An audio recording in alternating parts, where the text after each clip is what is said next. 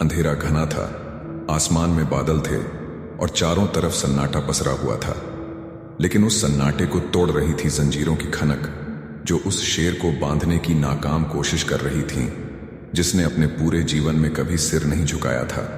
संभाजी महाराज, छत्रपति शिवाजी महाराज के वीर पुत्र, मुगलों की कैद में खड़े थे, लेकिन उनका सिर ऊंचा था।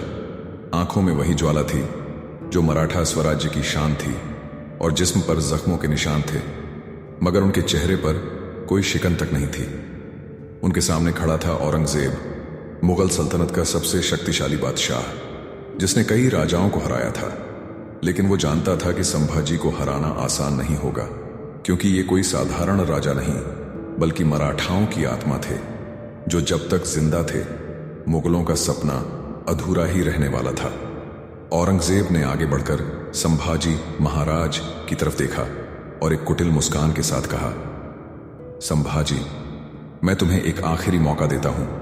अगर तुम इस्लाम कबूल कर लो तो मैं तुम्हारी जान बख्श सकता हूं, तुम्हें एक बड़ा ओहदा दूंगा और तुम्हारे राज्य को भी नुकसान नहीं होगा। संभाजी महाराज ने अपनी चोटिल आंखों से औरंगजेब की आंखों में झांका, लेकिन उनके चेहरे पर कोई डर नहीं था, बल्कि एक गहरी मुस्कान थी, जैसे मानो वो इस प्रस्ताव को सुनकर और भी मजबूत हो गए हों। उन्होंने धीरे धीरे अपनी गर्दन ऊपर उठाई और ठहर कर एक गहरी सांस ली। फिर अपनी फटी हुई आवाज में बोले, हर हर महादेव। औरंगजेब का चेहरा गुस्से से लाल हो गया, उसकी आंखों में क्रोध की आग जल उठी। उसने तुरंत अपने सैनिकों को आदेश दिया, इसका ऐसा हाल करो कि कोई भी हिंदू दोबारा मेरे खिलाफ आवाज उठाने की हिम्मत न करे। फिर शुरू हुआ इतिहास का सबसे अमानवीय अत्याचार। संभाजी महाराज को बुरी तरह यातनाएं दी गईं।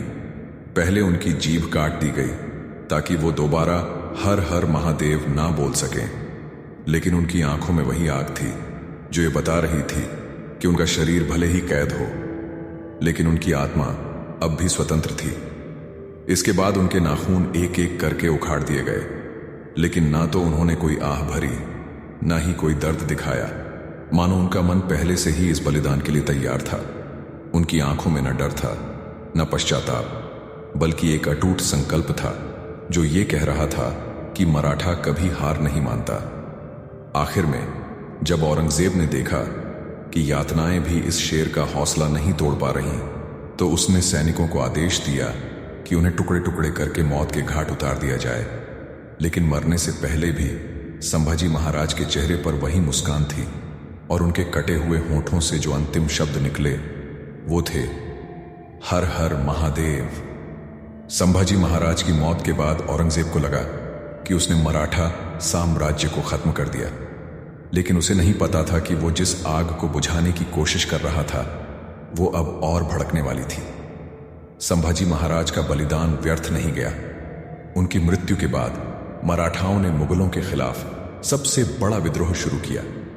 गुरिल्ला युद्ध की लपटें पूरे देश में फैल गईं और देखते ही देखते वो मुगल साम्राज्य जो कभी अपराजेय लगता था, अब धीरे धीरे गिरने लगा।